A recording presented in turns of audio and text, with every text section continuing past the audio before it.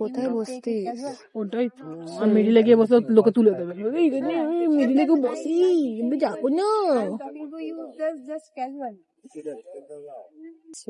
ও ভিডিওটাতে বলবে, আমিও বসে বসে ভাবছিলাম এখানে এই গঙ্গার ধারেতে যে গঙ্গাটা এত গভীর কি করে হয়, কি করে হতে পারে। একদিন জলে নেমে ভাববি মাপবো। এই যে এই মেয়েটা ফালতু বকছে পাশে বসে, আমি একটা কথাও বলিনি, ঠিক আছে? এই যে এই মেয়েটা বলছে,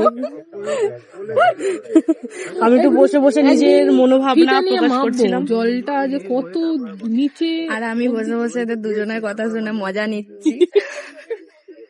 এদিকে গাইস পায়ে মশা কামড়াচ্ছে, ম্যালেরিয়া ফ্যালেরিয়া। মশাটাকে তুইও কামড়ে দে, তোকে মশা কামড়ে তুইও কামড়ে দে। আমি মুখের মধ্যে আসবে না তো, ওইটুখানি মশা আসে বল, এত বড় মুখে।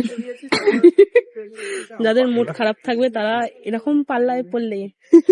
দেখো গাইস, এই জাহাজটা এখান থেকে জীবনেও নড়ে না, ফালতু জাহাজ।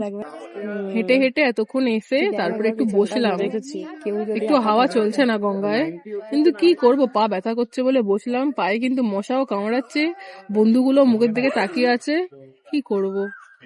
মানুষ যদি একটু গঙ্গার ধারে একা একটু ধরনের মন খারাপ হয়েছে, একটু একা টাইম কাটাতে এসেছি, সঙ্গে বন্ধুরা থাকলে জীবনে এরকমটা হবে। তারপর দেখলাম পেছন থেকে লাইট আসছে, তারপর দেখলাম পেছন থেকে লাইটটা বেশ ভালোই লাগছে, নিজেকে বেশ একটু ভগবান ভগবান ফিল আসছে, পেছনে মশা উড়ছে।